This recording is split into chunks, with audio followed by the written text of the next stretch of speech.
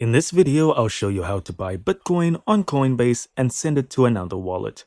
Alright, so here we are on Coinbase, and what you want to do is just click on a buy and sell, and then you want to click on buy and choose Bitcoin. Then you want to input the amount of Bitcoin you want to buy in your currency or in BTC, and in the section where it says pay with, you will choose your bank account. And if you haven't added it, all you need to do is follow the prompts when you click on bank account. And they should look something like this, asking you to link your account. And you just need to hit continue.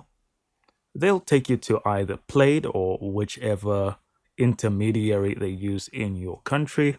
You'll have the option to add your phone number. And then you need to choose your banking institution, agree to the terms, and then continue to log in.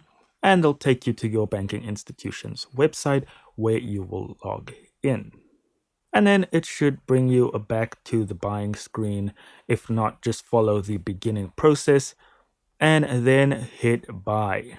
You'll be brought to a review screen and then you just want to place your order. Now, if you want to send the BTC, you need to go to whatever wallet address that you want to send it and go and get that address. So if it's Phantom Wallet, Trust Wallet, whatever, it's going to be a little bit different, so I won't show that part, but you need to go and get your wallet address from whatever wallet.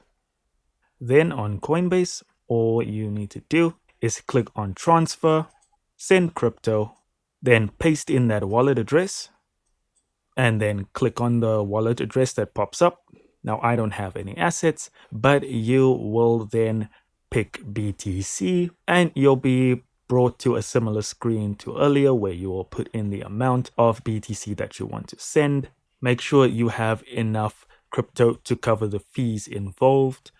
On the next screen, they will give you a review, again, similar to earlier, and you will then be able to hit send if you're happy with everything.